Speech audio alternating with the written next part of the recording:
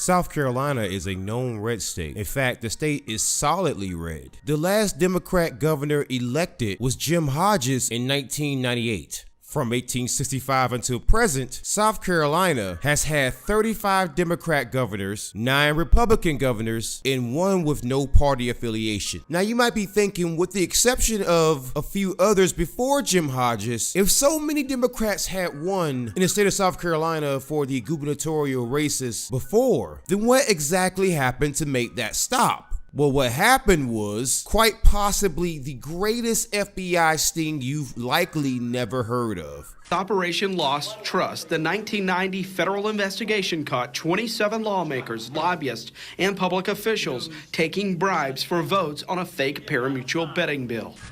These indictments, simply put, allege that these legislators sold their votes for cash.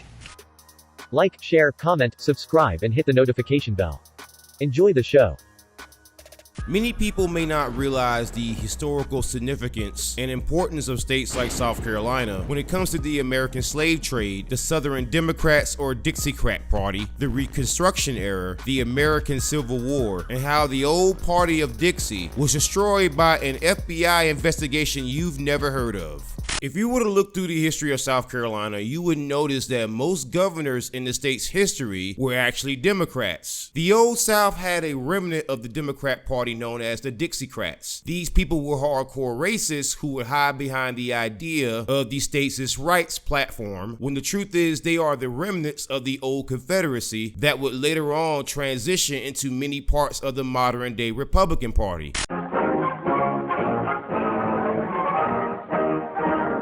The Southern revolt against President Truman reaches its climax at Birmingham under the states' rights banner.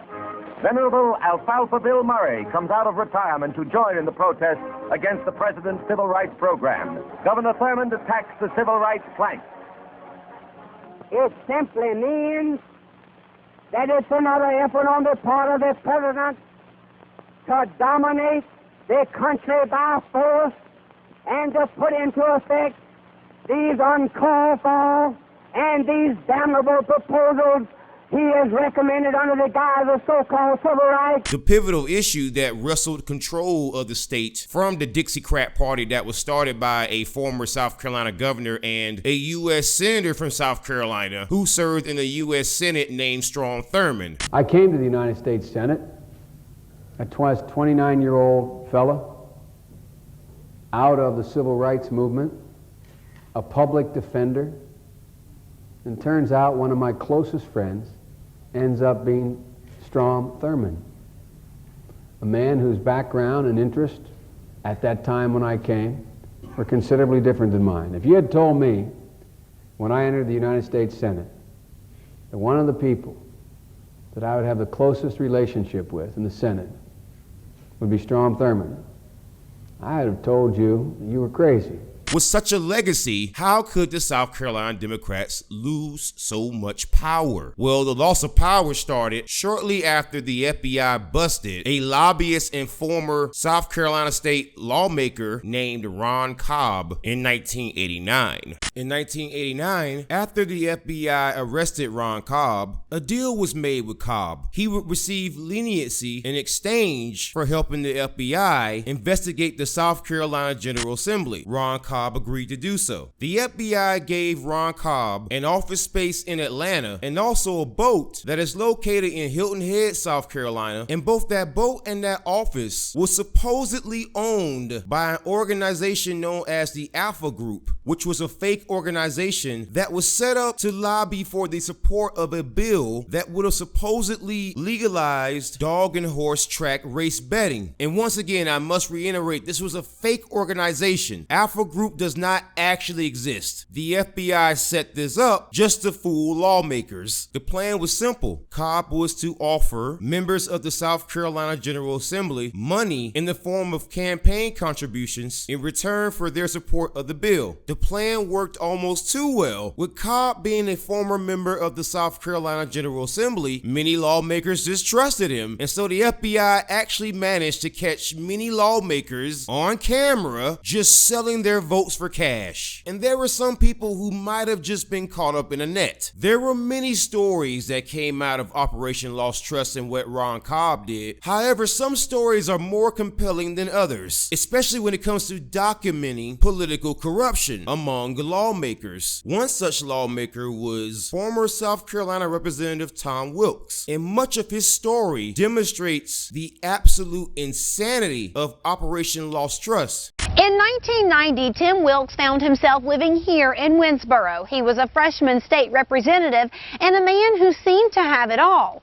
But that soon changed after a visit from a set of federal agents. They said they were having this investigation and that I was not the target, so to speak, but they needed to see my books and records and stuff. At the time, Wilkes did not know, but other federal agents were visiting other state lawmakers. Wilkes says he was confused, especially after watching the story unfold on local television that night. Leiden and Barton both say the State House 24 years ago was a different era. Some say taking money and gifts was status quo. Back then, you could pay a legislator any amount of money at any time, in any form, cash or credit card or check, and they could use it for whatever they wanted to. We had legislators who would literally, when they got to Columbia on Tuesday, they would find a lobbyist, get the lobbyist's credit card, and return it to the lobbyist on Thursday. He and others also didn't know they had been recorded, taking money from then lobbyist Ron Cobb. Wilkes professes the money was a campaign contribution, but the feds claimed otherwise. Wilkes says prosecutors offered to make a deal in return for two things. You have to plead guilty and you have to lend us substantial assistance, which means set up your buddies. Now you might be saying, that's the end of the story. I mean, just pack it up and let's go home. Well, actually, that's not the end of the story. It gets much, much worse than this. Keep in mind that South Carolina is notorious for their anti-marijuana legislation. In fact, just simple possession of marijuana or any drug that is considered illegal in South Carolina has been harshly punished. And this was because of legislators, both past and present, who passed these laws. So it is quite interesting that the same legislators who had no issue with citizens being locked away for simple possession of cocaine or cannabis were some of the same legislators who were caught with substances like cocaine. And some of the stories involving the sale, possession, and use of illicit drugs is quite exceptional. In 1990, John Barton was head of the criminal division for the United States Attorney General's Office, District of South Carolina. He and Sherry Leiden helped prosecute Lost Trust. The thing that shocked me the most is how cheap they were and how little money they would take to sell their vote.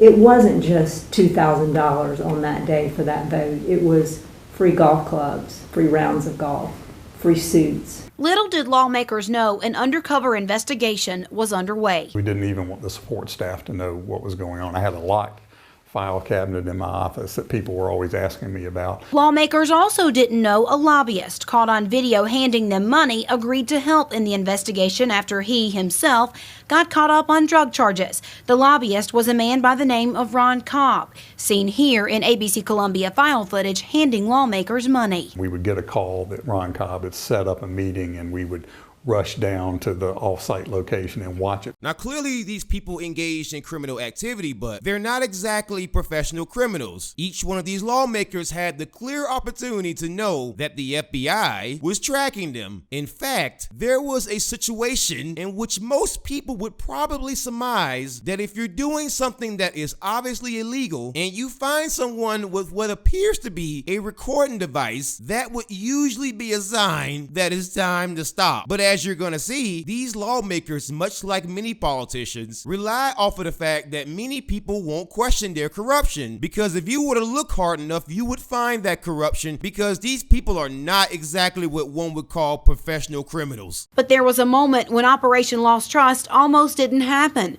when something went wrong with an undercover FBI agent. He was meeting with some of the legislators and his jacket fell open during one of the meetings, and the legislator saw a red light on his inside coat pocket. The agent was confronted the next day. He explained it by saying it was a key fob. Overnight, an FBI agent here in Columbia, Bob Johnson, a very good agent, took a key fob which you press and the red light comes on. He wired it so the red light was on all the time. As you might imagine, there was some fallout from this situation. One of the things that happened was the 1991 Ethics Reform Bill that was signed into South Carolina law, and that bill was supposed to track all the political donations that were being made to politicians in South Carolina. But however, you will find that in the modern day, really nothing has changed. It's just that the players are different. And if we're just being honest here, if you look on my channel and see all the corruption that I've exposed in South Carolina in the modern day, well, perhaps it's time for a second Operation Lost Trust led by the FBI. But what do I know? I'm just the devil in the details.